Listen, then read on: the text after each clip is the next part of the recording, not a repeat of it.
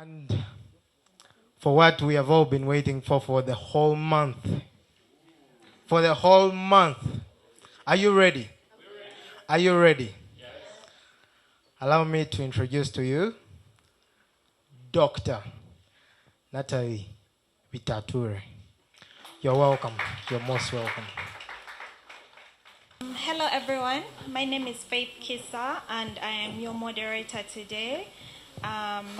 Let's give another round of applause for Dr. Nataliey Bitature. I'm so excited to meet you personally, I'm a big fan. And okay, let's jump. You're welcome, by the way. Thank you. Yeah, let's jump into the question. Tell us a bit about your background. Wow, I've done so many interviews today. I've said that about 30 times. I did not expect that myself. Okay. Thank you so much for having me. I really love this initiative of Founders Lounge. I found out about it 2-3 months ago and I texted my team, you have to join this now. It's such a good idea. And then I was very surprised to get an email to invite me. So thank you for having me. A bit about my background. Okay, let me answer like I'm the one in the interview. Yeah? Okay. So my name's Nataliey Bitature. I'm from this village. I'm not married. That's how my interviews usually start, which is how you should not interview, just by the way. So my background is in problem solving. My current title is Chief of Staff, which really means Chief of Problems across different companies. My current role is to liaise between the board and the managing directors of the different companies within Simba Group. Simba Group of Companies is my family's business that's existed for about 30 years in East Africa. And we work across telecom, hospitality, real estate, media, education, agriculture, and I always forget one, oil and gas now. So we work across lots of different sectors. I don't have a specific technical background. I'm not an engineer, I'm not a lawyer, I'm not a doctor medically. But my job is to move around different companies to make sure things are running smoothly. And if you guys are entrepreneurs, you know that there's no such thing as a smooth day. It doesn't exist. So that's why I'm kept very busy. I did education and business management in my undergraduate, and I did a master's degree in social entrepreneurship, and my honorary PhD is in innovation. I did project management as a specialization and lots of short courses and different things like public speaking, data analysis, women and power. I try to do them like at least once every year to do like an executive education course, keep relevant. I also sit on a bunch of boards, which has been really helpful for me to learn how to govern, to understand processes and systems, and having a bird's eye view of companies. So I am the chair for Save the Children's Africa Advisory Board. I'm on the Uganda Property Limited Board for the government, as well as Simba Group's board. And recently I just got appointed to the board of Kiel Business School in the UK. So sitting on boards gives me a bit of a different perspective now that I have operations experience. And also when you work with problems, you get to work at all levels, like in the field, in the shops, on the ground, behind the scenes, in the boardroom. So you kind of get a lot of different perspectives. And I think that's what has sort of shaped my lens of how things are done for me now, as well as also having my own startups, which I start and sort of build teams and let flourish and grow on their own. Wow, that is so impressive, Dr. Nataliey. The next question is, what was your inspiration to become an entrepreneur? I don't think I've ever been inspired to be an entrepreneur. I come from a business family, so it wasn't really an option. Oh, yeah. Okay. Yeah. But I think also when you grow up around something, it just becomes normal to you. Okay. So from the time I was like a child, a teenager, I would always have businesses at school, selling things, providing services, advising people. Yeah. And when you do that in school, you get in trouble because kids are not supposed to be making money. But I was always doing something or the other. If you get in trouble, you say sorry, you start another one. So I think I always just grew up doing it. Yeah. And so it was just natural for me to start my own company while also working in the family businesses. Because you get used to noticing problems, and businesses are always about solving problems. Right, yeah. So once your mind is trained that way, I think you just constantly start to see problems. I think by the time I was 27, I said, I'm not starting any more businesses. Yeah. I'm done. I'm tired. This is not life. Yeah. Every problem I see now, I'm going to tell someone else. You work in this sector. You have this problem. Yeah. You figure it out. Start a True. business. Yeah. I think I've started 2 since, but I've improved. Oh, that's really cool. And then tell us about the startups you built before becoming an executive. Okay, so that would be Musana, Tatero, and Handyman. That's before. Okay, so my first official business, and when I say official, I mean like it was registered with URSB, we paid taxes, everything, was Tatero Properties. That was in my early 20s because I was working in my family's properties business and I could see so many challenges and issues in the market. But rather than just do it for our properties, which are too few really to have your own company to do that, we just have a department. I wanted to do a business that could do it for others as well. So that went for about 3 or 4 years. I started it with my co-founder was one of my mentors at the time who had a lot more property experience than me. And it was at the time when I realized I can't just learn from my dad. Up until then, he had been my mentor. Every small thing, it's what I learn, I copy, I try, I do everything. But then I started to realize I'm treated differently because I was a woman on all these construction sites, dealing with brokers. They just treat you differently. And my dad does not really understand. He'd never encountered that kind of a stigma or problems or not being taken seriously. So he introduced me to Sonia, who was a land surveyor and a property developer. And she'd done a lot of big projects and she'd spent 20 years working in this environment. So we started the company together and I spent every day with her and I learned so much. And that's when I decided I wanted to do a master's. But while I was away at school, I was in school in San Francisco, the time difference, the workload, it all just fell to pieces. While I was with Sonia, we noticed in the market again that there's a gap with handyman services. So different things, carpenters, plumbers, renovations, small things. People all have, like I have my guy, but he doesn't really know, but he tries, but he breaks things. So we try to make a database of like pre-vetted handymen for different things and have a service. We had another co-founder who did that with us. So when we decided to dissolve the property company, because I wasn't there, the other co-founder took on handymen and now it's still going. And they also do like renovations and small construction if you want to build like an extra room in your house or something for your kids. So that's still going, but I'm not involved in that either. And that's when I started Musana while I was at school. So that all happened before I started working really as an executive in any of our companies. And so I think the learning of working in the field and like handling things practically really changed my perspective and experience, and it gave me some on the job experience in how to run companies. And Musana is also still running. Are you still part of Musana? Yeah, they have an office next to my office. Nice. Yeah, that is really impressive. So the next question is, what lessons did you learn running a startup that have been valuable to you as an executive? I feel like I've kind of asked that question-ish, but now it's like as an executive, I think it makes things more relatable. When you work as an executive, you're not expected to know practical details or be on the floor on your feet. But I think it's actually something I learned from my dad. To this day, he's the chairman of the board, but he wants to talk to everyone. He stops to greet the cleaners, the scurry, the front desk. He sits there, how is your baby? What happened? Are the customers treating you? Like he really likes to know and have those authentic stories of what's going on. And I don't know how he has the capacity to do it across so many sectors, but it keeps you having relevant knowledge of what's actually happening on the ground. And I think from working in startups where you don't have this specific role, corporate people, it's 5 o'clock, I have to go. Like, this is not in my job description. Please don't ask me those things. You don't have that mentality when you're in a startup. You're used to being a bit of everything. You learn a bit of the marketing, a bit of the finance. All of us need to be all hands on deck. So that's kind of the energy I like to keep. I don't want to just be, yes, this is my job, this is my role, you do your part. You have to be able to roll up your sleeves and like get into whatever it takes. So I'm grateful for that. Wow, that's really good. And then what opportunities and challenges have you encountered leading a business in Uganda? I feel like you've answered a bit of that as well, but maybe we can go deeper into that, I think the biggest challenge in any business is people. Ideas are easy. Managing people, emotions, baggage, personalities, egos. Everywhere I've worked, that's the hardest part of any kind of job. Because once you can sift through all of that and get to the core, then everything becomes easy. I think with the added layer of Uganda, I'm not going to say Ugandans are lazy or have no work ethic. I work with Ugandans. I appreciate my Ugandans. The problem I have with Ugandans is they don't speak up. True. Do you understand? They just look at you. Is it okay? Any questions?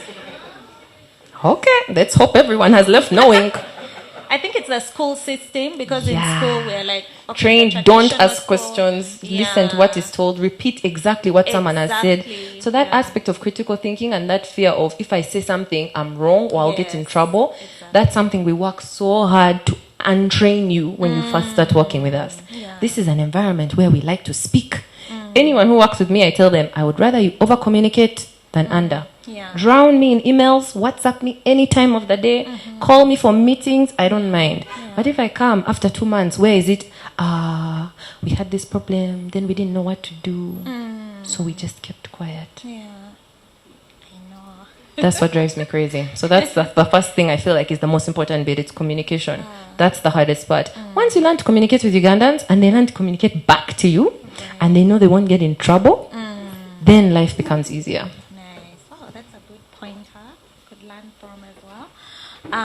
So what business is no one building that you feel is so much needed in Uganda?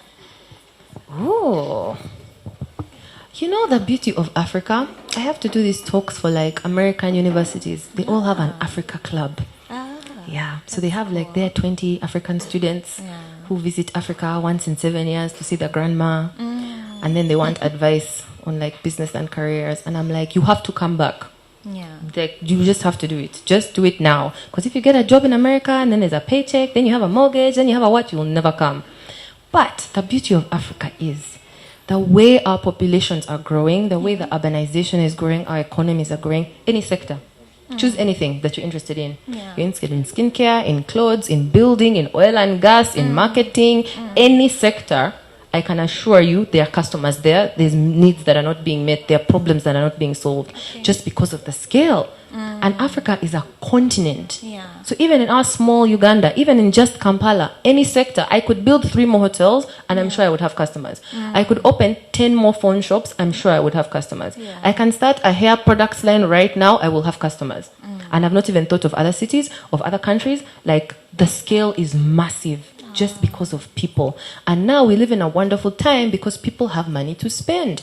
Oh, there's no money in Uganda. Oh, the economy. Have you been to a bar in Kampala? What economy? People are buying bottles on a Tuesday. There's money. Let no one lie to you. Even the person with the smallest salary, she's wearing lipstick and she goes to the salon every week. There's money everywhere. Everyone has TikTok on their phone. Those are MBs. So any sector that you look at, it's about finding the problem. What is the current product or service? Why is it working? Why is it not working? What is the alternative? You know, like when you're pitching to VCs and they always ask you for your competitors, and people think it's so smart to say, I have no competitors. Me, I'm unique. You're not unique. You just haven't done research. And even if you have competitors, it's a good thing. Understand what your competitor does, what you're doing, why is yours different? Why is yours better? What's the different? That's the unique selling point. So I think it's more about research and understanding, but also it's about passion. We come from an attitude of poverty here and scarcity. I have to make money. Why do you want to start a business? I have to make money. I have to look after my mom. I have to look after my siblings. I have to pay school fees. Yes, you have to make money, but you're going to make more money if you love what you do. That is just a given. But we come from this attitude that we're in such a bad position, which I'm not saying we're not. Everyone has struggles and problems, and poverty is like at the door in Africa, not like it is in other countries. But if you think about what industry you love learning about, what you love reading about, or attending events or listening about, if you find the problem in that area and you start to solve it, your energy is going to grow so much faster. Your business will grow. You'll make more money and it will serve things better. Whereas if you're in a job or you're in a business and you hate it and you're bored, you're never going to know what's going on. You're not going to want to put in the extra time. When they tell you there's customers in this area, now I have to get up and go. I'm managing somehow. So I think we need to take ourselves up and elevate ourselves and come from that abundance mindset. I have this goal, I have this passion, I have this dream. I'm going to make it work and I'm going to make money doing this. And I think it will be a better advantage. That's true. So basically, in summary, there's so much unmet need, and there's so much opportunity and abundance. Let's stop limiting ourselves to, these are the only sectors, these are the only needs that need to be solved. Yeah, okay, thank you for that, Nataliey. Dr. Nataliey. What business is no one building? No, I've asked that. If you were to start over again, what would you do differently? I'm not one to believe in regrets. Okay. Yeah, I feel like we all make choices and decisions, but it leads you to who you are today. Sure, I made some bad decisions. I could have learned some things faster. But could I?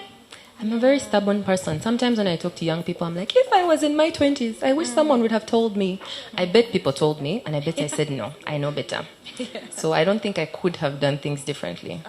But you make mistakes, and I think I'm grateful now knowing that I didn't die from the mistake. Okay, I cost some money here, I hurt myself, I got embarrassed, I spoiled something. But I learned and I grew, and because of that pain, I can never make that mistake again. Now I prepare for it, I plan for it, I do all the research in advance. And of course, life is never perfect. There'll always be obstacles and things you can't plan for. But I think that muscle of you can fail and survive, I'm grateful that it has grown now. I'm much less fearful. So it's easier for me to dive into something. If it doesn't work, it doesn't work. Let's mitigate the fallout, but we try again. So to be able to bounce back faster, I think that only comes if you fail a lot. Wow, that's a very good mindset and perspective. I love that. What gaps do you see in the Ugandan ecosystem? I think the problem with our ecosystem, in the startup ecosystem, you mean? Yeah. Is we work in silos. I was actually just talking to Laura about that. There's so many things, there's so many opportunities. But this program doesn't talk to this program. This founder doesn't tell that founder. We're all competing or we don't know. Oh, I saw this grant, let me apply quickly, and I don't tell anyone. That's not the attitude we should have. I feel like that's why I like the concept of something like this. Yeah. The more you share, the more you have access to. The other day I was watching a video. There's this guy on YouTube called Mr. Beast. He has the most popular channel ever. Yeah. So someone on Twitter who had too much time went and edited many clips of Mr. Beast giving advice to other YouTube people. And he said what made a difference for him, in his first 2 years, him and 4 of his best friends were all passionate about YouTube. They were all 16, 17, they didn't really know anything, but they loved YouTube. So what they did, they would watch YouTube every day and talk to each other every day. What did you learn today? What did I learn today? So he said by the 4 of them doing that, in 1 year, they learned what it would take someone 4 years. Because they were all sharing the knowledge constantly. Today, let's only review some thumbnails. Let's each look at 100 YouTube pages. Who has the best thumbnails? What are the best performing things? What do we know are the best thumbnails to use? Okay, today, let's look at the first 10 seconds. Today, let's look at the font that you use, the pranks that you do, the everything. They looked at the music, the photos, the topics, how much you respond to the comments, what you should respond, every small detail. I was like, that's genius. I know. Imagine having 4 copies of yourself and you're all working on the same thing at the same time. Yeah. Of course you learn more, you learn faster. So I think this attitude of competing, someone will steal my business, mate, no one has the time to steal your business. They have their own problems. I think we have to have that attitude of share. Every single time I send a grant to someone on my team or I say we need to apply for this, I make sure I've shared it with all my friends who work in that sector. Share it on her social media pages. Make sure you share this around. Let's get it. We can all get it. There's enough out there. True. And the more you share, the more you each learn faster. Yeah. We are not learning unique things, all of us. Someone, I promise you, in the world has suffered your exact same mistake and found a solution. So it's easier to find it out there. Yeah. If you read, you listen to podcasts, you go on YouTube, ask ChatGPT, how do I solve this? First learn from others rather than testing everything on yourself. True. That's very true. So where do you see yourself in the next 5 to 10 years? It's really an interview, huh? Yeah. 5 to 10 years. My, I'll be getting old. I like what I do now, but I think I would like to move more to work in ecosystem stuff, in policy. It's fun and exciting and exhausting working in businesses every day, but you start to see patterns with time. So I feel like for me, it's about impact now. So the work I do with women, with her, it's about how do we get women more agency. So we're trying so many different things to see what sticks in which market, in which area. We now have her in Dubai. We're launching her in Barar next month. We do meetups every month. We do dinners every month. We have different guests. We have different partners, URA or Numida or financing or advice or services. So I'm trying to figure out where is the impact and how do we scale that. So now also for the entrepreneurship ecosystem, for the education ecosystem, because I look at like the macros. When you look at the young population of Africa, for me, I feel cheated. I feel like it's not fair. Our young Africans deserve the same opportunities Indians are getting, Chinese are getting, Americans are getting, South Americans are getting. And now that we have the internet, we have no reason that we can't have that. So for me, it's about access and opportunity. I can't help every single African, this is what you should do, but at least let's open the doors so that it's not that you were born in Africa, you are at a disadvantage. I feel like those days should be behind us. Anyone who has kids born these days, your child should have the same opportunities that anyone else in the world does. Whether it's for education, it's for their work, it's for their art, it's for their passions. But I think those kinds of things, you have to move across the system to see what are the challenges on the ground, what are the challenges in the institutes, in the policies, in the laws, in the funding, and how do we remove some of those. So to use the access that I have now and my experience, I think the best thing I can do is to try and open those doors that on the ground entrepreneurs can't have access to, but also shouldn't. Like on a scale level, you need everyone to focus on what they're focusing on. If we all try to do everything, nothing gets done. So I feel like I also have to learn how to focus where my energy goes and see where I can make the most impact in a way that supports a bigger ecosystem. Oh, that's cool. So do you have that, what should I say? Do you know what that is? That thing that you're going to concentrate on to make sure that... Not yet, you're figuring it out right now. I think things just like unfold. Yeah. Okay. You just follow like where your energy goes and somehow you get the right call or email or opportunity and you're like, this is what I needed. Yeah, okay, that's it. So this is the last question. What advice would you give to someone building a startup in Uganda? Yeah, I also feel like you kind of answered some of it, yeah, but... I think the first thing you need to know is you're going to need to be resilient. Sometimes it helps to write things on post-its. I find I'm a very visual person. So every few months I stick stuff on post-its around my house, around my office to remind me of what I need to be working on right now. And I think when you're younger or when your business is young, I think resilience is the first thing. Because it's really demoralizing. It's really hard. It's frustrating. You're so alone in so many ways. True. But I feel like that reminder about why you're doing what you do, that dream or where you're trying to go, hold on to it like tight in your spirit. This is why I'm doing this. On the hard days, on the tough times, when you don't know how you're going to pay the next month and how you're going to get the next customer, or another person has said no, or something has broken or not worked out, or your test failed. It's really demoralizing. And sometimes life is not just about like the logic and like you have a good product, you figured it out. It's about the energy that you put in. And when you're frustrated and fatigued and you're not sleeping and you're not eating and no one believes in you, it's hard to keep going. That's true. But we need entrepreneurs to survive. I think we get the least amount of credit, we in the business world. My dad always used to complain when high schools have career week, they bring the doctors, the lawyers, the architects, engineers, Monday, Tuesday, Wednesday, Thursday, Friday. Business people, you come for the leftovers. If you can't get into engineering, maybe you do business. You can't be a doctor, okay, maybe you do business. You know? Yet we're the ones employing everyone, please. Who is employing all your doctors and lawyers? Exactly. But I think we don't get the credit. And also for parents, it's so hard. You've sacrificed so much for your child to go to school, and then they want to do business? I know. So I think a lot of our work as business people is to make business cool again. You know, tell your parents one day I'll make money. It's going to be okay. And I'll make more money than my sister who's a lawyer. You just give me 10 years. You know? So resilience is important, but keep going. And that's why you have to support each other.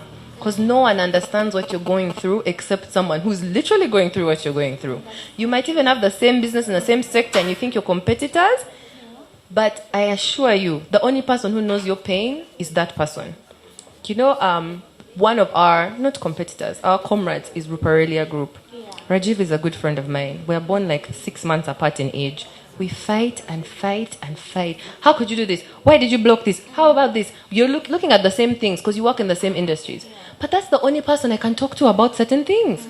None of my friends will understand. My siblings work in different departments in their business. But at the end of the day, that's the person who I can say, yo, how did you figure this out? Huh? Because we all suffer quietly. We all go through things without telling each other. And also in our culture, we have shame and embarrassment. You're not supposed to air your dirty laundry to someone else. The other day, one of my friends told me he got in a fight with his dad about work. They worked together, but he couldn't say anything. He doesn't know what talked about. I'm like, and we're friends. Why didn't you tell me? He's like, I don't know. Like, is that something you should say? Yeah. I'm like, I fight with my dad all the time. But it's normal, you know? But unless you talk to each other about it, how do you know? I'm grateful for some of my friends, especially my Indian friends, because those ones grew up in family business for generations. So anything I'm going through, they went through it, their father, their grandfather, like they know what to do. So I don't even waste time stressing myself. I just call, now, the guy has told me this, but I know it's a bad idea. My mom is on his side, but now the accountant said this. I mean, how do you have that conversation with your friends who have a job? True. So like, share information. It's not going to hurt you. I can tell these stories here. It doesn't matter if you post it on social media. My friends are not going to be upset. Like, we have to go through these things together. Life is long and life is hard. Why make it harder for yourself? Okay, thank you so much, Dr. Nataliey. I'm done with my questions, and I think I'm going to invite the host, to come back and lead us into the next session. Thank you. My name is Saul Kabadi. I'm one of the co-founders for Safe Bango Technologies. We make wearable safety bracelets, which can be used by women and help to call for help and support in case they have an emergency. And my question is around turning a product into a business.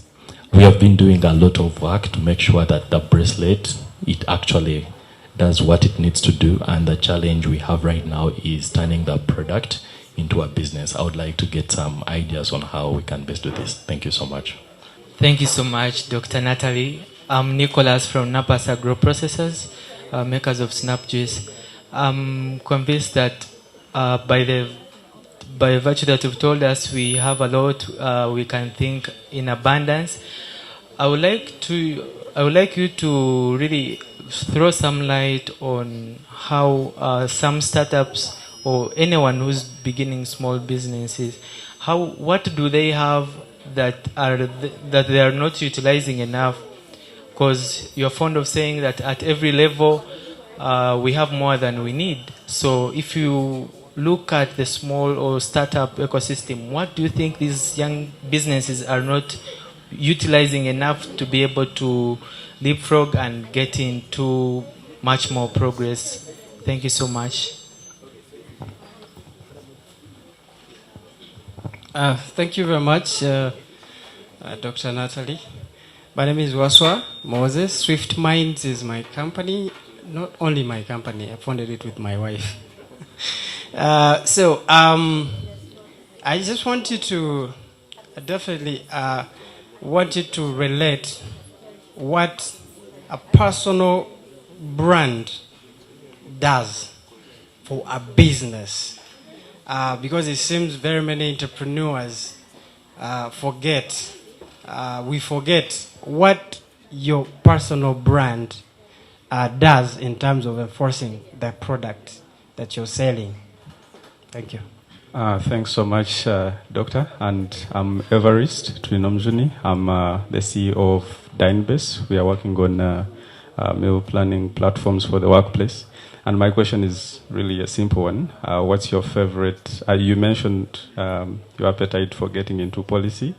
So what's your favorite African country and why? Thank you. Ismail Samba are my names. And moderator, I would love you to allow me. It will be under 1 minute. One, Doctor, I was a good follower of the uncommon perspectives. I don't know why you ended it. You'll tell us why you ended it. Then the other question, it's going to be 2 in 1. Huh? I'm an accountant by profession, and I love internal controls. So I believe in strengthening internal controls to help entrepreneurs realize their dreams. So I'm of the view that not everyone is an entrepreneur. Some people are born to support entrepreneurs.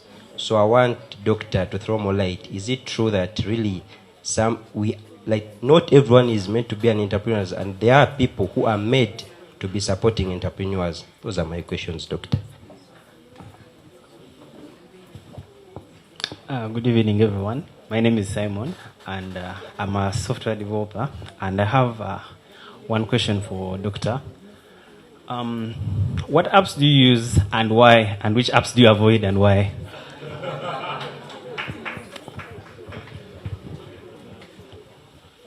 Good evening. My name is Negaba Alvin. I'm an entrepreneur in design, finance, and agriculture. My question is, how do you create a business how do you create for a global audience when you're still a startup?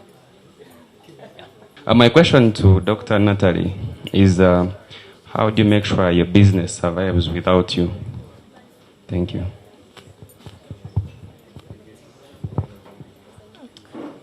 Thank you very much. Good evening. Tumseme Anita is my name. I'm a doctor by profession, but into education business. My biggest challenge is how to handle people just like you said it. Especially with when you have these trainings, you do capacity building, and your team is good to go. Then all of a sudden, all the smart people on the team tend to disappear. How do you handle that situation? Mine is about crisis management. I think a month or two ago, you had a small shaking. I don't know if it's small or big, depending on how you look at it, with the issue Simba Group is having with Mezzanine Fund. So I would like to know, when you're faced with such a situation, you're being hit left, right, center.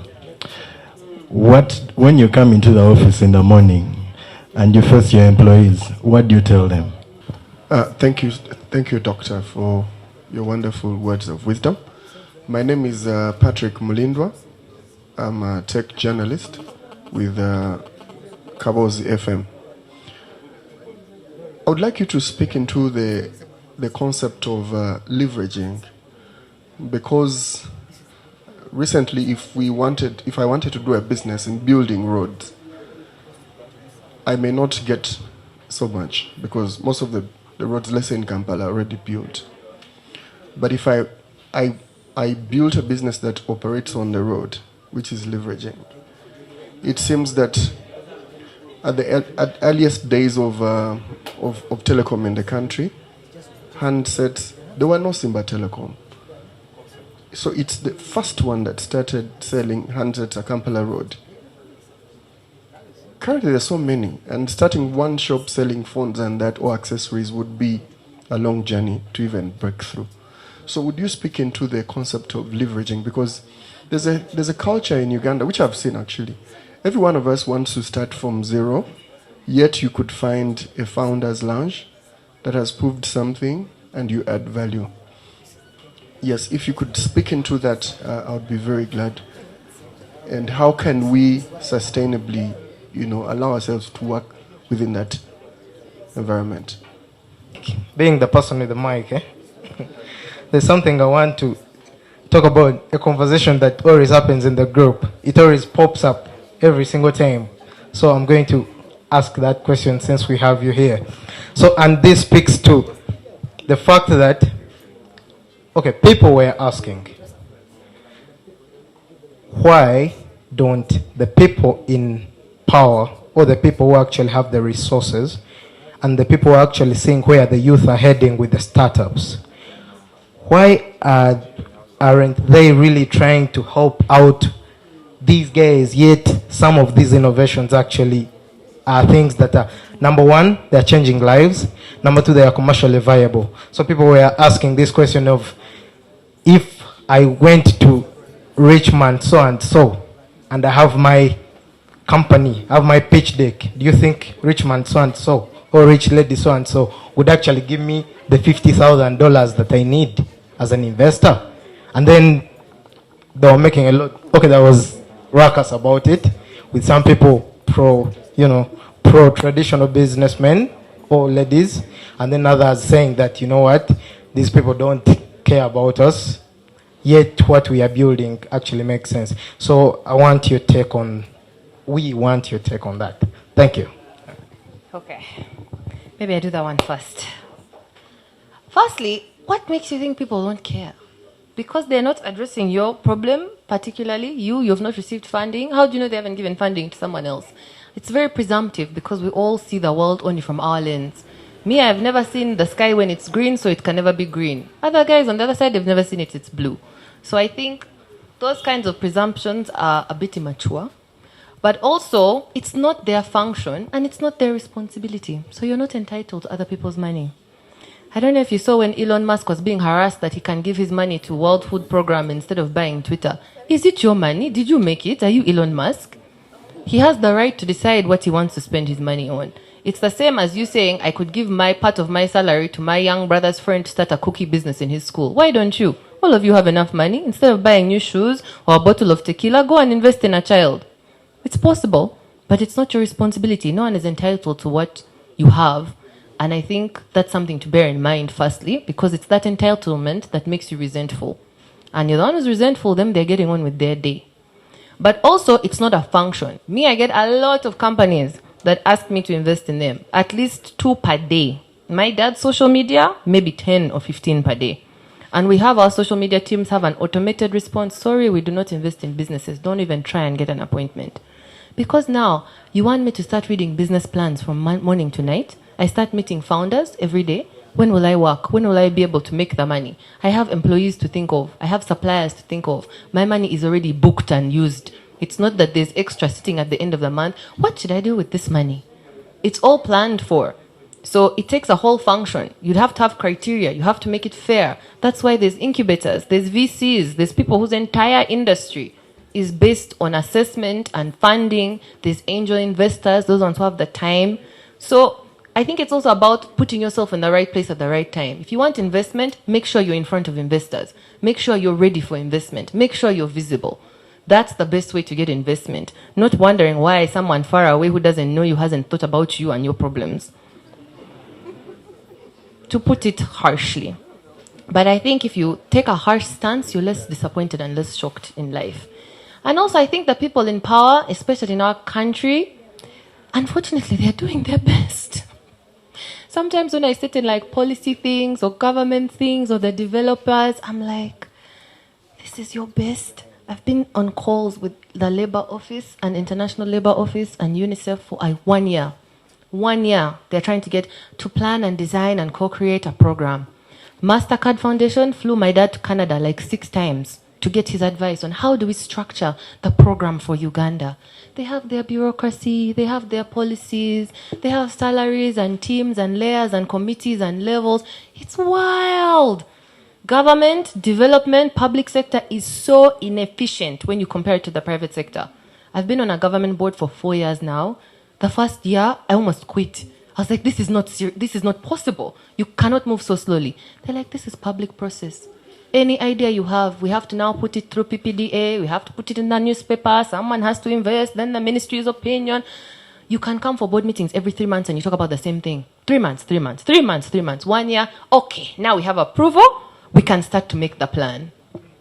It's super inefficient. So when you get frustrated, Bambi, they're so inefficient. They're doing their best. They're trying their hardest. They all show up every day for work. They have one goal. What do we do about the youth in Africa? I assure you, every single president, every government, every development agency knows the youth in Africa is a problem. That's all they're being paid to figure it out. They are moving as fast as they can. So if you want to wait for their speed, that's up to you. As we will no longer be youth by the time they figure it out. Get on your own pace in private sector and get moving. We move so much faster. We can cut through red tape. It's so much easier. If you have that attitude, I feel like you'd be more positive about it. Okay. Leveraging. What can you do to tap into it? That makes sense. I would say, like, if you're looking at something like roads, don't be scared that, oh, it's only Chinese companies and Turkish companies. I won't be able to get into it. You have to look about where can you add value. What can you do that they're not doing? How can you be, if it's a big company you're up against, you're more agile. If you're up against many small companies, you have the vast resources. So there's always an advantage that you have. It's about understanding your position and doing your research in any field that you go to. And I agree, you should jump on and do things together. A lot of the time when you're applying for grants or for bids or for opportunities, it makes sense to apply as a consortium. Because then you each have a different core competency you can focus on and you can deliver. You have the credibility of your experience this many years in this many fields with this many projects, you are more likely to get it. So I would say collaboration and research. Always come with an attitude of how can I add value. Whether you're going to a job interview, whether you're pitching to a client, or whether you're thinking about a big project or a big bid like that. Because everyone can do better. That's the truth. Even the big companies that are doing so well have problems. They have challenges. They have gaps. They have turnover. They have new projects that they don't know how to tackle. So there's always something you can do to add value if you come in with an open mindset of, I want to see where this goes. The problem we have is when you're like, I want to get paid first, then I will see what's going to happen. What's in it for me? If you come up to that attitude, firstly, you're going to annoy everyone around you, especially if you're the weaker link in the system who needs the experience or the exposure or the opportunity.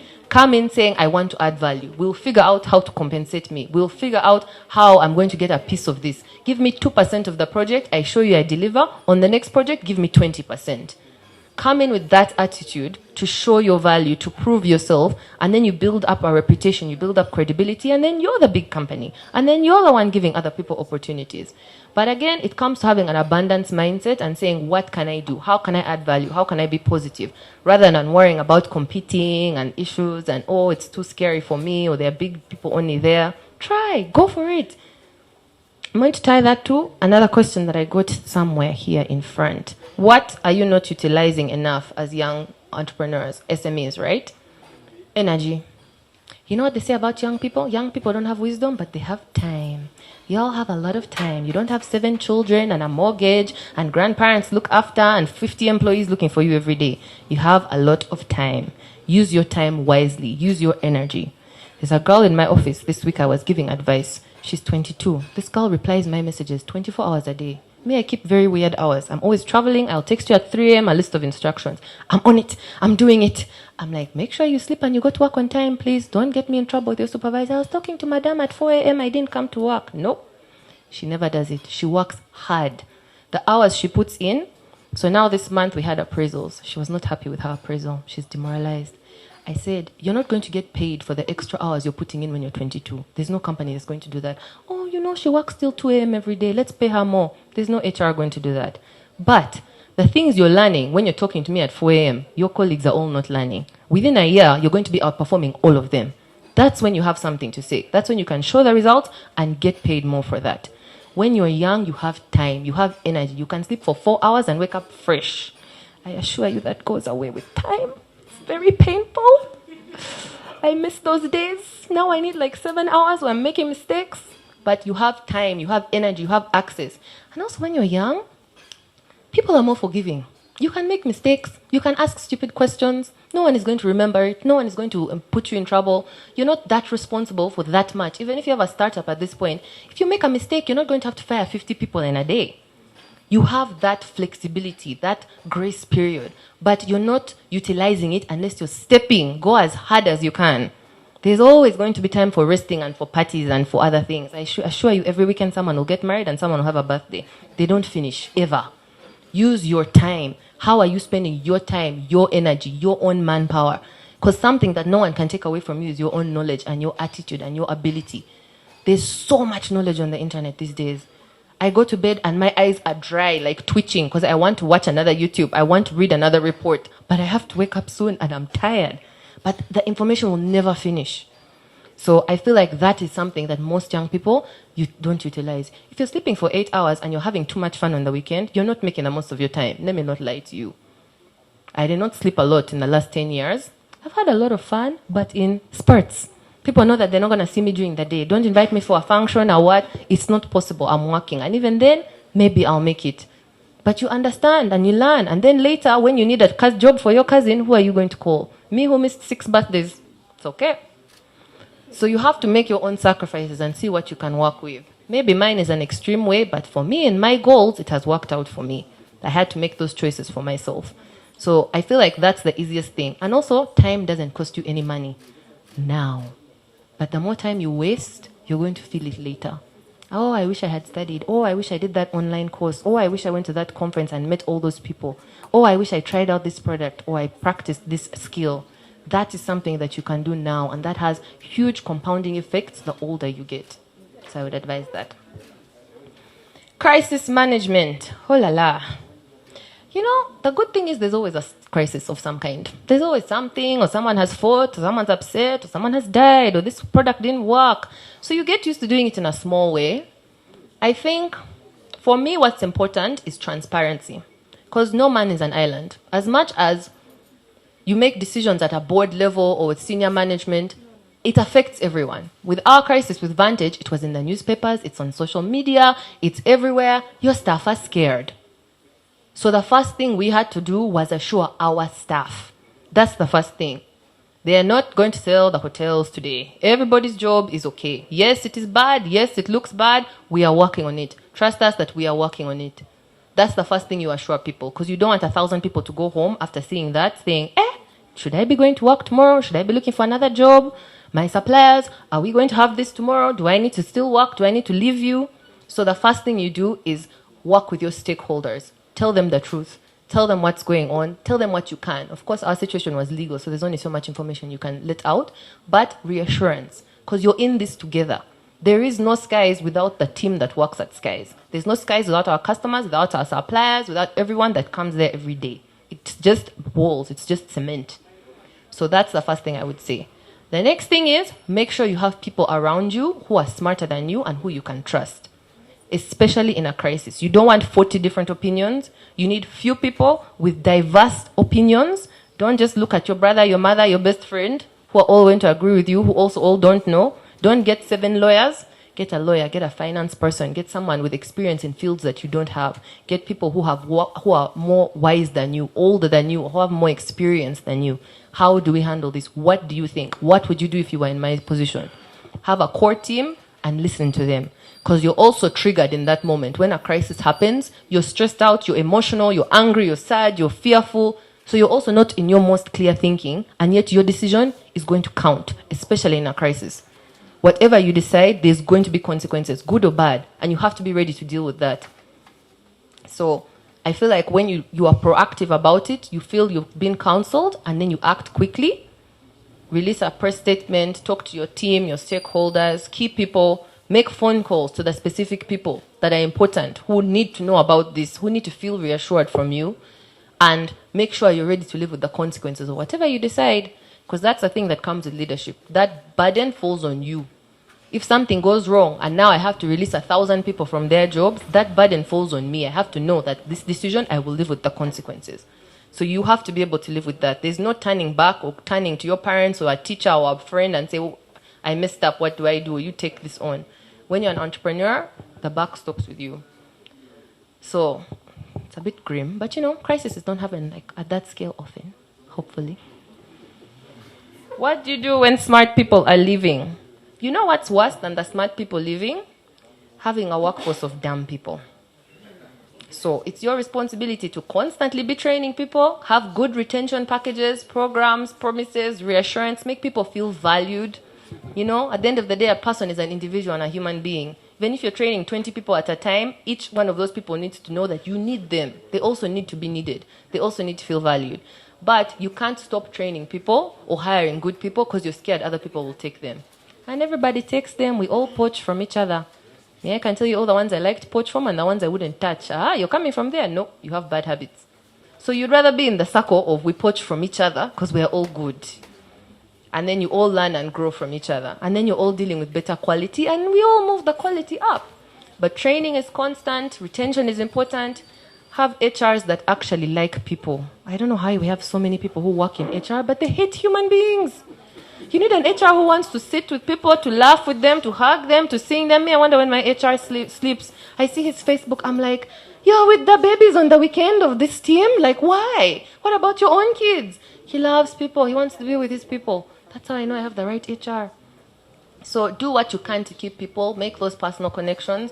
And also the bigger you grow, the more people stop being individuals and become teams and numbers, which is why they become human resources. They're still people. Just don't lose sight of that. How do you make your local business a global business? Why are you looking for a global business when you're still in a local business? You're running way too far ahead. Don't even think of Kampala. First think of your neighborhood. If everyone who lives in Ntinda and Naguru doesn't know about Sky's Hotel, I have failed. It doesn't matter if there are people in New York who know it. You have to first satisfy your local area, your local people. You're solving the actual problem. If your business is a very global business like your Amazon, I mean, okay. But is it Amazon? I don't think so. No offense. First, suffice your local business. Prove your concept. Show that you know what you're doing. There's a reason they call it scaling up, not blowing up.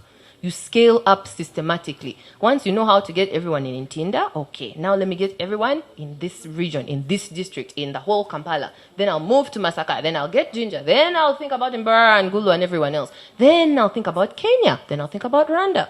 But if you try to jump too far, too fast, you get burnt. Because there are going to be slight differences. Whether it's in the culture, it's in the marketing, it's in the product, it's in the service. You need to be able to spend time with your customers and know your audience really, really, really well for your business to succeed, for your product or your service to succeed. So it's great that you're ambitious. Make that like your 10-year plan. Even 10 is pushing it. Apps you use and apps you avoid. I really like to avoid TikTok, if I'm honest. I don't open it unless someone has sent me a TikTok to watch specifically. Because you guys, these companies are not designed for us. They are designed against us. The moment you enter there, 2 hours have passed. It was not your consent. You did not say, yes, I'm going to lose 2 hours of my life in this app. I know I'm very bad with Instagram and Twitter as well. I put locks on the app so it times it. I'm only allowed 1 hour per day. Then it tells me, you've reached 1 hour already. It's hard, but I watched a documentary about social media, and it's the only industry other than drugs where they call the customers users. That's why they refer us to users. We're all addicts. They are designed to hook you, to take you, and keep you there. They don't want you to go to work. They don't want you to spend time with your family and your life. They want you in that hole with them. And when you think about it that way, please, they're not paying you. They're not adding value. Do what you can to mitigate. So even with my social media feed, I make sure I follow useful accounts also. For every 10 babies and birthdays and parties I have to see, I will see at least 100 inspirational quotes, ideas, news, things that are going to help me. If I'm going to be sacked, at least let me gain a bit as well.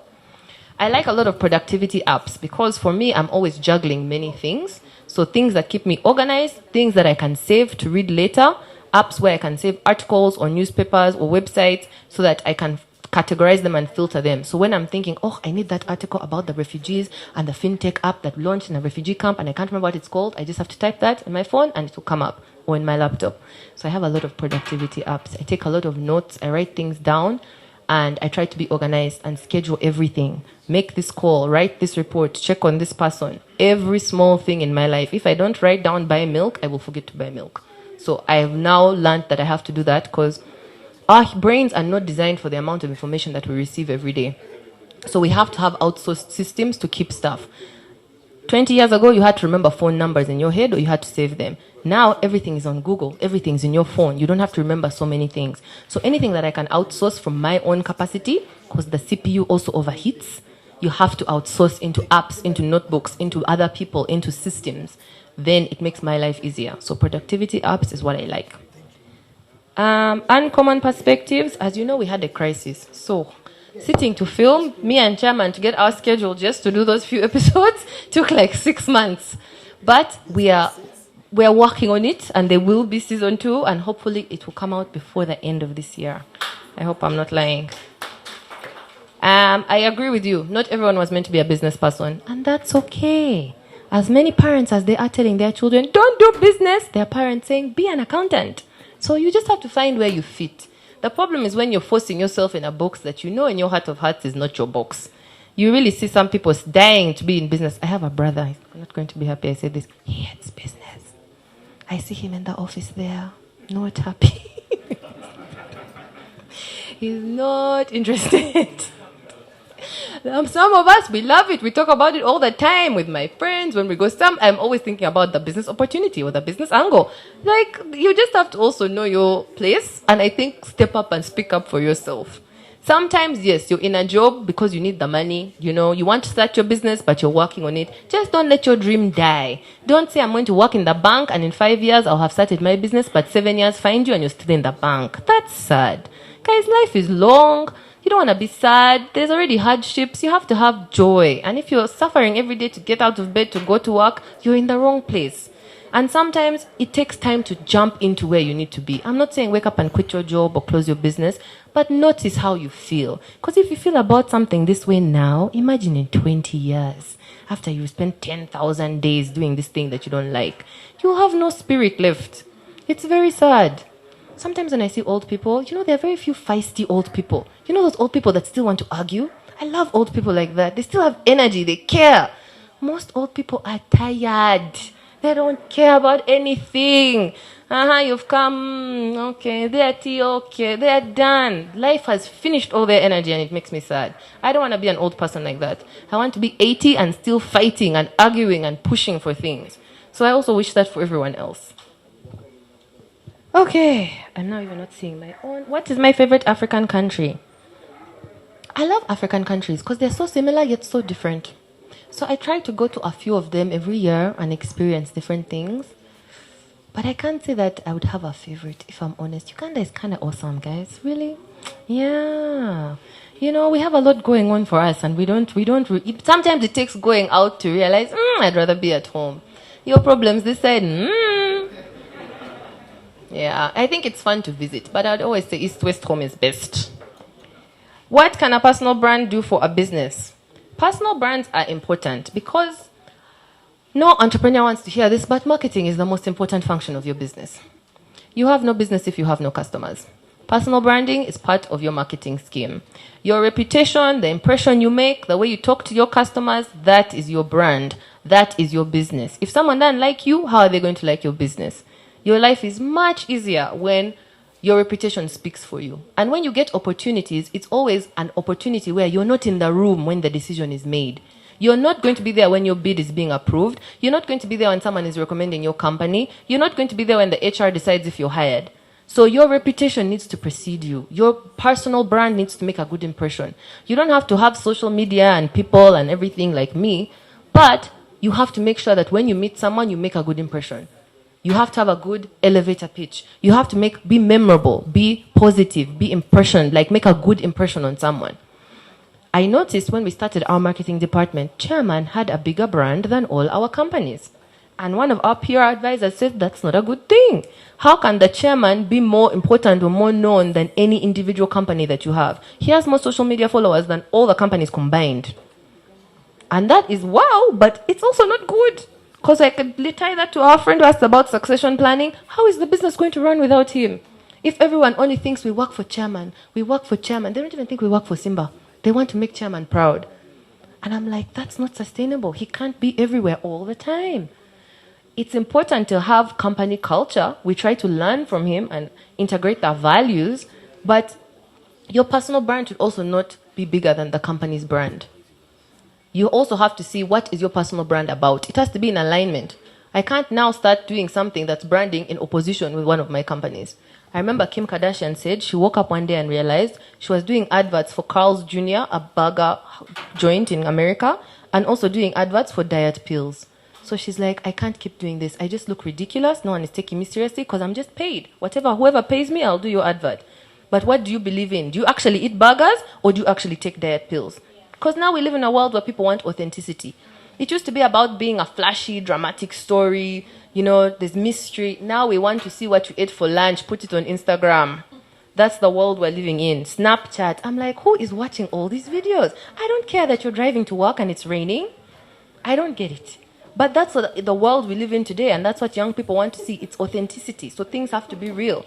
So your personal brand, you can't say, I don't eat burgers. The day they catch you eating a burger, they're going to take photos and post about it. So your personal brand needs to be in alignment with your values. And your company should also be in alignment with those values. When you look at companies like Java's, the owner is Muslim. He's not going to sell pork. He's not going to serve alcohol. If someone had said that to you about Java's coming to Uganda, you mean you're going to go to Uganda and you won't serve pork and booze? You're never going to make money. You're mad. Can anyone tell me if they've ever been to Java's and it's empty? Stick to your values.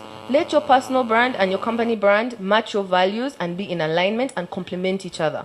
It's important and it's necessary. So do it in a level that you're comfortable with. You don't have to have your own face up on all the media and all the billboards, but you need to be involved in the process and you need to make sure your brand doesn't hurt your company. Okay, who is missing? Bracelets. Why did you start the bracelets? We have the remaining people who are best with wireless, but the existing tools, they have to be imported, for example, they're expensive. So we decided to make bracelets, and the user doesn't have to buy the internet, but when they have an emergency, first of 5 seconds, when physical location, send it to trusted relatives or friends. Wow, mate, you did not explain that well when you were asking the question. I thought you meant like these NGOs of plastics and straws. That's very cool.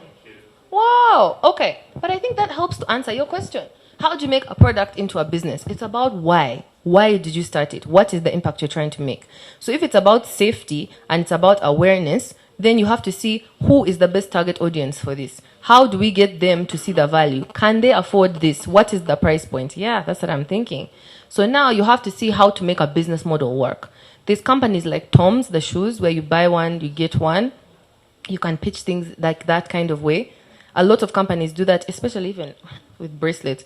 I've seen a lot of adverts for these bracelets for cleaning plastic in the oceans.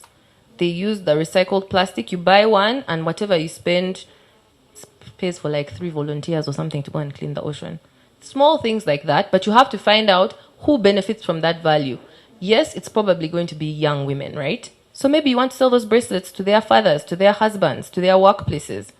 Who is going to be able to afford that, but who is going to benefit from them? Do you want your daughter to be safe? Buy her this bracelet. Look at all these companies that do pepper sprays. Military companies that sell pepper sprays as like a side hustle for women in cities that have a lot of crime. In South Africa, it's very popular. San Francisco, very popular. So different things like that to people who will see what you're trying to do. Partner with security companies. It's an added bonus. Oh, hello, honey, today I went and signed security for the company. I also got you this bracelet, so you and the girls are always safe. Medical bracelets for old people as well.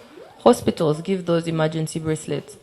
So you just have to sort of see. That's why I'm saying it's about research. Everyone has competitors. You're just not aware of it. There are so many different companies you can see. How did they do it? Are they the ones paying? Medical ones, a lot of offices pay for that. If you have staff who are over 65, you get them a panic button in their house. Or staff who are vulnerable, or staff who are living in difficult areas. When there's these border iron bar gangs that are in the newspaper, that's when you should be advertising. So sad. Do you know we have these bracelets? You know, you have to do what you can. So see where you can learn from it and see who can afford it and who benefits from it and tie them together. Of course, it's easy if you're saying, lady, buy the bracelet, she can afford it. How many can afford it? So who can buy it but still benefits from their safety? That's who you should target to build your business model. Did I miss any questions? Okay, next round. Okay, but quick. My question is very simple, Doctor. Which advice can you give to young entrepreneurs who are below 25 years of age? So, my question is, you are talking about resilience. So I was wondering, when do you know when to quit? Because sometimes, even if you're resilient, you just need to know when to quit. What are those things you can look out for? Thank you.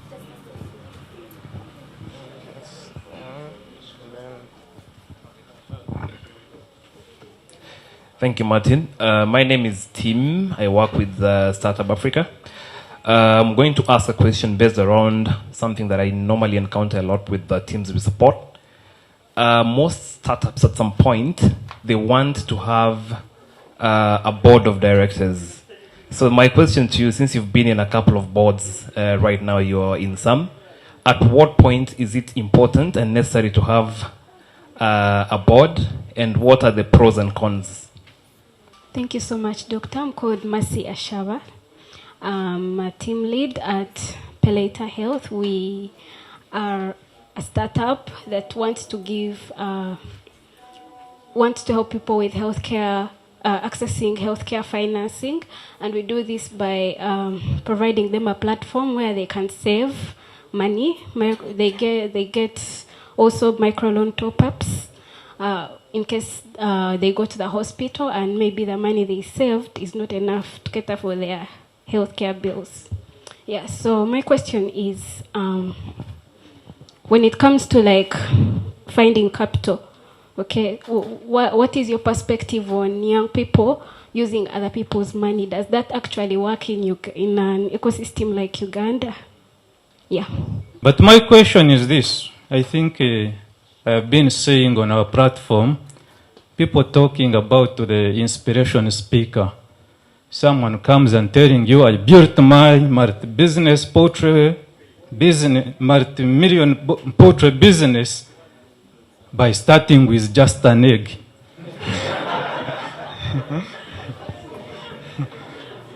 And most of the people around tend to see it as something unrealistic.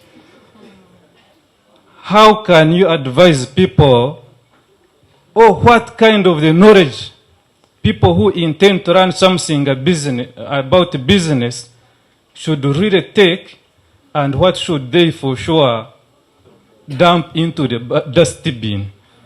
Thank you. Thank you. I have read and listened to your podcast on Wow Factor by Samuel Kamugisha. Well done, and all the other platforms. So my question is, I know you didn't talk about your background and how you went to Uganda.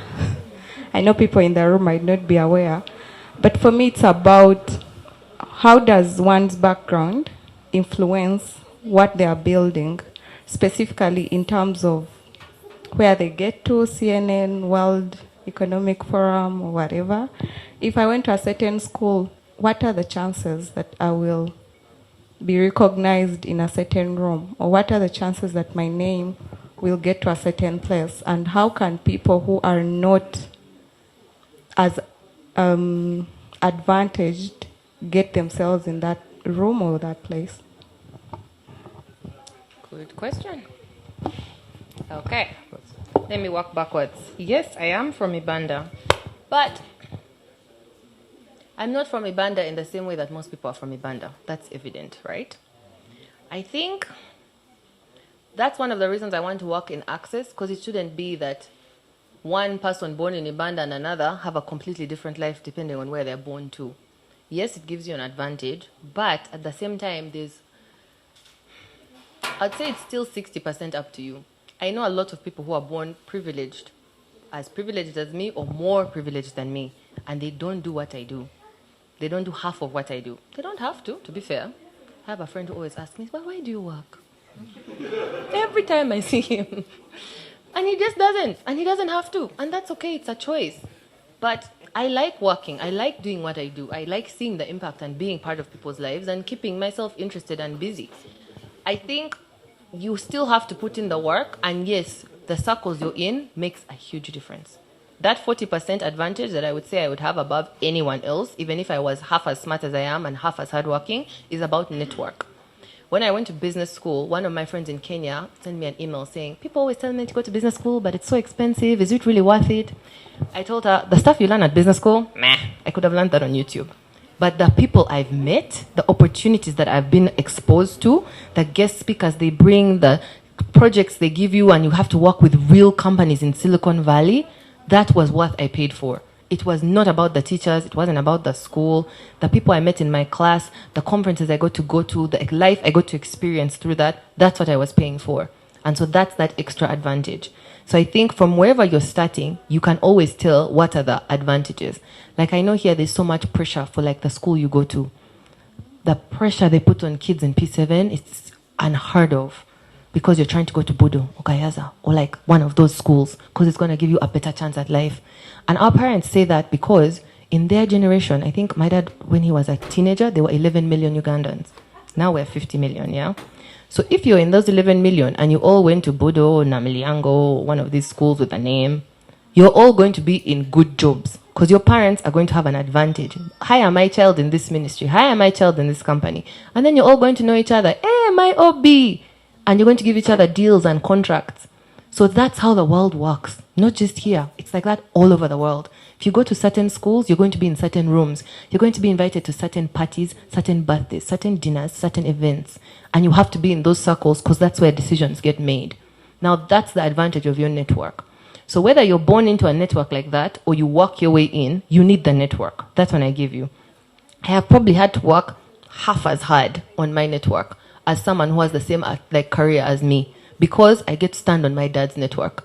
When I had to raise money for Musana, my co-founders and I raised money on Indiegogo, like a crowdfunding site. I think we raised $30,000 in 2-3 weeks. But out of that money, 70% of it was from my network. Then they had to write emails, call all their friends in Japan, in France, in India. I got my dad's list with him. I sat, give me 10 of your friends who I can call, and each of them will give me at least $2,000. Just because I'm your daughter. They don't even understand what Musana is, but they know they're going to need my dad for a favor, for something. Just give the girl the money. I made those calls. Hello, uncle. Hope you're well. Remember me? Yes, I'm the first one. They can't even tell which one I am. But they know that they owe my dad that favor, so let them just do it now. So me, I was able to raise so much money faster because I have that network in my home country that my friends from France and Japan and India didn't have. So small things like that, yes, there is a lot of privilege and a lot of access. But I have a lot of friends now, and what's funny to me is most of my friends are like my dad. Them, they don't come from families with advantages. They come from a family where they had to make it. They have that ambition, that pressure. Most kids that are born in my situation don't have a lot of work ethic. They haven't seen it in most of the people around them, and they don't need it, is the truth. Me, I can't be fired, let's be honest. If I'm too tired today and I don't go to work next week, what's going to happen to me? But it has to come from your own personal drive. So what I would say is when you don't have that advantage, don't be naive. It's true, it's there. But what you can do is get into those circles. My most successful friends, one of my friends is one of the investors of Numida. His company is worth billions of dollars. He's my age. Zero advantage. His mother is a professor. His father died when he was a kid. He works so hard. He doesn't just work hard at the company in every day. He works harder than everyone at night in research, but he works hard at his network. I don't know when that guy rests. I look at his Instagram and I get tired. He goes to this dinner, to this conference, to this gala. Then he's on a plane. Then he's going to meet this person. He's at that meeting. He's at that lunch. He's at this. He networks like a professional. If I go to an event with him, I enter with him. I won't see him until the end. Me, he already knows me. He can't waste time with me.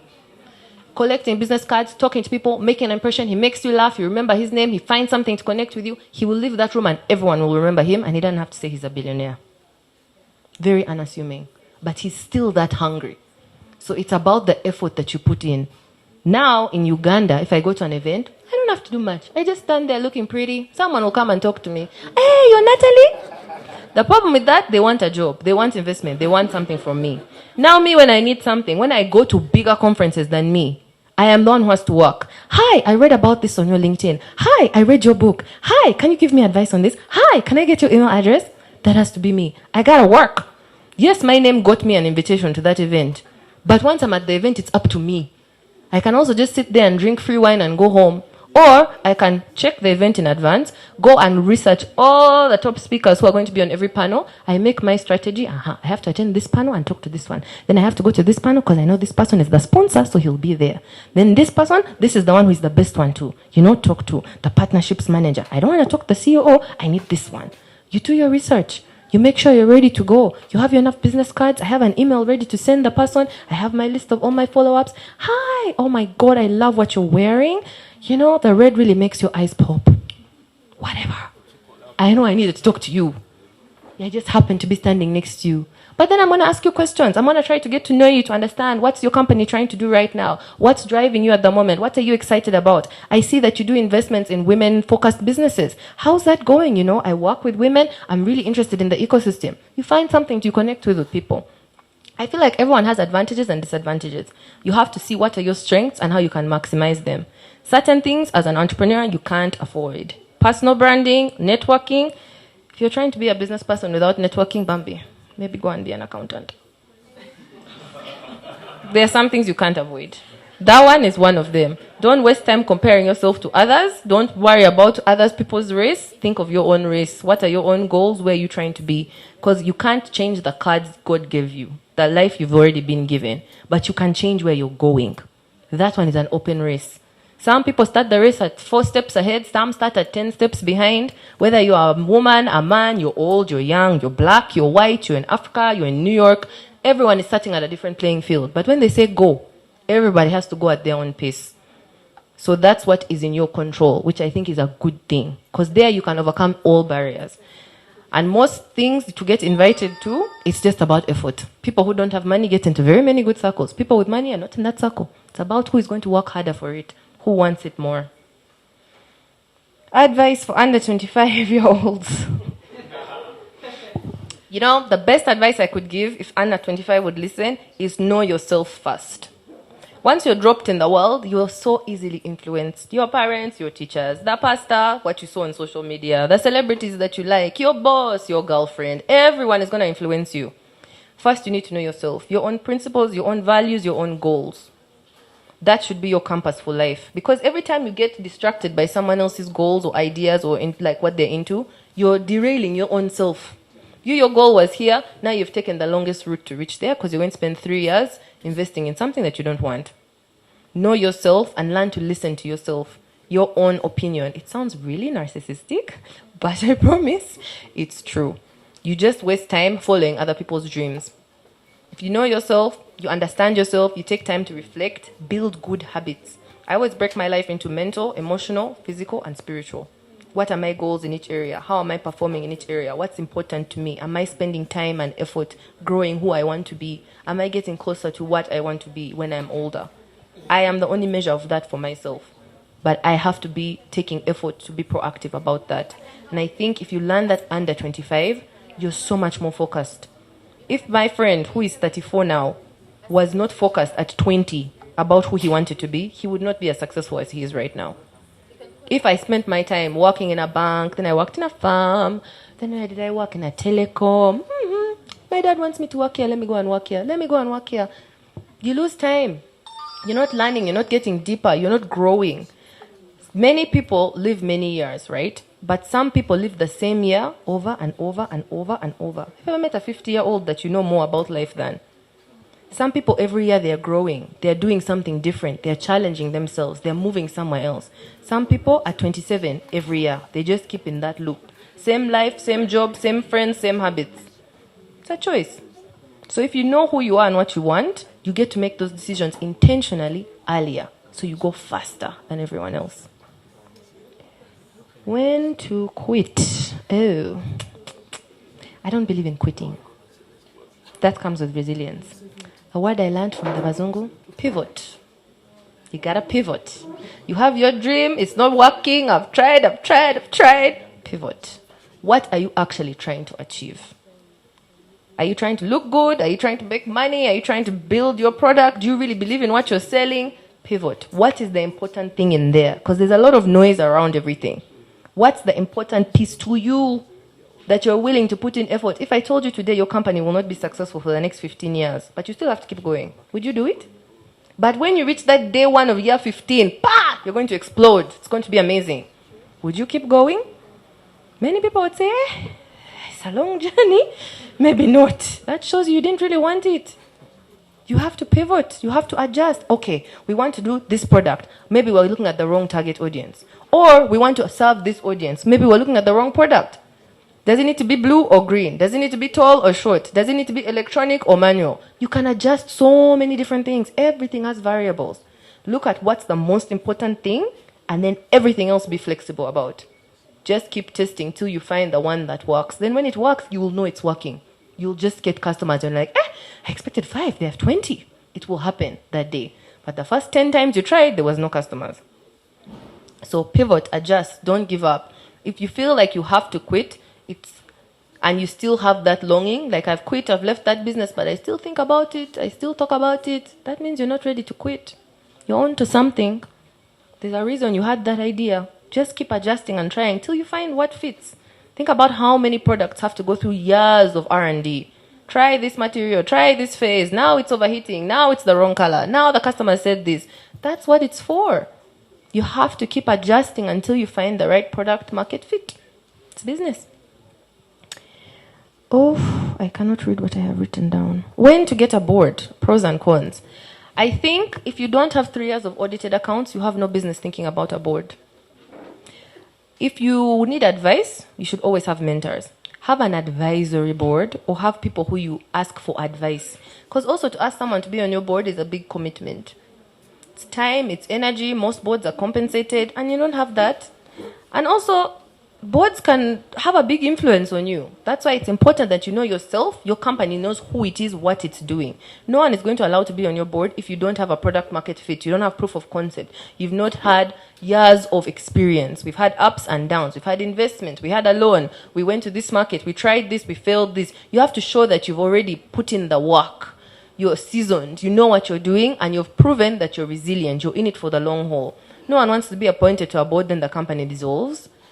You also need to think about how you choose a board, who you want on your board. Steve Jobs' board bounced him. They got tired and said out. His own company of what he decided.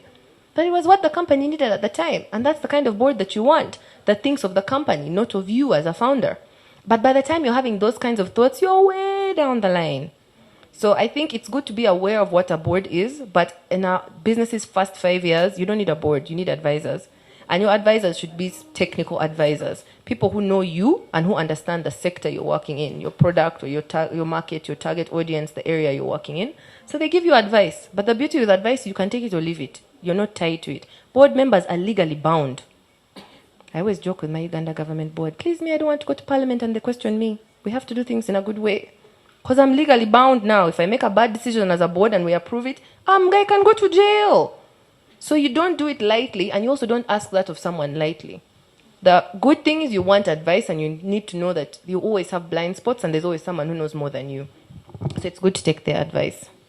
Was that all of them? How to fit what? No, how to filter information. Did someone ask me that? Who was that? At the back? There is Oh! Yes. Insurance, healthcare. Using other people's money. Oh. Yeah. Okay, those are two different ones. Using other people's money is, you mean like angel investors or family and friends? Or like corporate grant money? No, I meant like your perspective for Ugandan startups. Like, how do they get to use other people's money? Because some people don't have connections, they don't have, okay. Something like So, when you're looking for capital, you have to go through phases, right? The first phase is your own money in any place, in anywhere in the world. If you're not willing to put your money, why should someone give them their money? You have to be able to sacrifice something in your life. If you eat takeaway 3 times a week, start eating takeaway once a week, and you save those 2 times for your company. And you have to be able to tell someone, I've already invested this much money of my own. I've sacrificed. I've put my whole neck on the line. Then they will trust you and believe in you. So first, save your own money. Next step, you have to get people who know you as a person. It's not about finding the richest person. It's about finding someone who is willing to take a chance on you. And they have to know you as you, your character. If I give this girl the money, she's not going to disappear because I'm going to see her at Christmas or I'll call her mother. Those are the people you look for. It's not about finding who has the most money. See what you need. If I need to raise 10 million or 1 million, how can I divide it among my uncles, my aunties, my old professor at school, my boss, my colleague, whoever you can find to take a chance on you? Because they cannot know with your business is a good idea or a bad idea, if it's going to work or not work. But if you don't pay them back, they won't beat you. That's the second step. After that, when you have proof of concept, is when you can now start looking for soft money. These are the grant people who are like Bambi the Africans. Let's give them some cash. As long as you send us pictures of receipts, everything is fine. It works, it doesn't work, no one is losing their job, no one's neck is on the line. Only after that do you start looking, I think, for investors professionally. At that stage, you have better bookkeeping, you have a good team, you have good branding, you look professional, you know what you're talking about, you have experience. Then you can tell someone professionally, invest in my company, let's work together, or give me this loan. I will sign an agreement, I will pay you back this money. This is all still before you ever reach like commercial loans in the bank. That's like the last when you're going before private equity and those things. So work your way up the ladder because it builds your own experience. It shows you what the value of money is. If people just give you money and you keep wasting it and the business never works, you're also not learning. So you also need to feel that pain to understand when you're making a business decision. I'm only going to get 2 million shillings. What's more important? I hire another person, I get more stock, I paint the shop. You have to learn how to make those decisions with small money before you're given big money. That's another issue. So you have to work your way through the system so that you don't make big, expensive mistakes. If by some fluke you get $100,000 grant and you've never managed more than $1,000 in your account, you're going to mess up. I promise. You're going to have a party, you're going to go shopping, you're going to waste the money, you won't have accountability, you get blacklisted, and your company will never raise money again. So you'd have to go slowly and take your time. There's no way to shortcut experience. But that's the beauty of youth. You got time. Honestly, I know it feels like you always want to the next. And I'm still like that. I always want to take bigger steps and I fall. You have to learn to crawl, then you learn to walk. There's a reason we're designed that way. Practice on small things, you'll get to the bigger things. How to filter the information from the motivational speakers? That's a good one. My dad says that all the time. From one bag of sugar, now I own buildings. It's not a lie. But it's also not everyone's story. And it doesn't need to be, So it's also good to know what resonates with you. What inspires you when you see a story? Me, I've grown up with people like my dad. Always flashing, I have this much money, this is a Rolex, see my nice car, blah, blah, blah. So now for me, my mom says it's hard to date me because you can't impress me with money. All these boys, oh, see my car, see my this. Okay, whatever. I'm simple, I don't care, I don't mind. But I know what impresses me is someone's work ethic or someone's logistics, the way people do certain things. So you have to know what inspires you. If I watch a documentary about Michael Jordan, I will talk about it for the next 2 weeks. Oh my God, you guys, he trained at this time, he went through this, he lost this game, and then he did this because I'm inspired by the resilience. He worked harder than everyone, he suffered, he had to so much with his family, but it inspires me. More than how much money Michael Jordan has ever made. So I know that about myself. So when I'm also choosing what needs to motivate and inspire me, I'm not going to go for whoever's going to talk about they made the most money. Okay, you're Elon Musk. Great. How did you struggle? What was the suffering? How many hours did you practice in the gym? What did you do? What did you go through? That inspires me. So I had to learn that so I know how to filter when I need inspiration, when I need a new story. Because you also need constant inspiration in this line of work. It's hard. It's tough. Sometimes I'm like, why? The other day I saw my friend who's a CEO. I was so exhausted. He looked exhausted. I'm like, why did we agree to do this? He's like, let's remind ourselves next week. But you have to see what keeps you going. And it doesn't have to be the same as what keeps your friend going. That's why I'm saying it's important to know yourself. Because also you get irritated or demoralized or one specific way that doesn't right suit you. Find people who you relate to, you feel inspired by, you connect with. There are people who you see and you're like, wow, I want to be like that person. How do they do it?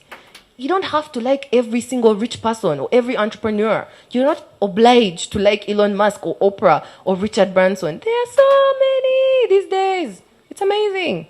Find the one that you like. You don't have to tell your friends if they don't like him. You, that's who you like. This is the guy whose book I read and it touched me. His story, it doesn't have to be like you. My siblings always tell me that I think I'm a white man inside. Because I read so many books by white men and I really feel like, this morning, Tony Robbins spoke to me. I really felt that paragraph. But I don't have to like what other people like. As long as it works for me, I picked in that lesson. I know that that's God telling me I need to know that lesson. Sometimes I'll scroll on Instagram and I'll get the same message by like 5 different people telling me the same thing. And me, I know they're speaking to me. It's not just the algorithm. It's also my energy. That's the advice I needed in that moment. Then I'll go to my mentor and say, this keeps coming up, but I don't see how it connects in my life. And they'll help give me advice. So it's about finding what works for you. And when you learn, because we have to keep learning as business people constantly, no matter what industry you're in, it's always evolving. But if you're someone who says, I hate to read, I don't like books, I left that in school. Okay, boss, but you better find another way to learn. Either you're listening to podcasts or YouTube, or you go to conferences or meetups, or you talk to your friends, or you like audiobooks. Find what works for you. If you can read 100 tweets on Twitter per day, or you like articles, or you can listen to a podcast when you're in traffic, do it. You don't have to do everything. Oh, my friends have read this new book by so-and-so. Okay, then they read it. You listen to his podcast and you got all the lessons. What matters is that you keep learning.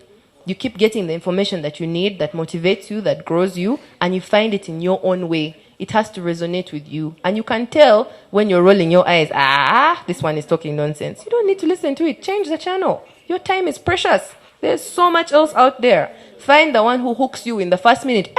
And then what happened? Okay, wait, let me press pause and I get a notebook. Sometimes it just happens. And the more you do it, set up your life like that. That's why your newsfeed should be full of people who you relate to, who you're inspired by. Once you watch a few videos on YouTube, it starts to recommend the ones that are like that. So you lean into it and make it easy for yourself to keep learning. Don't make it hard work. Don't force yourself to sit through things that you're not going to sit through.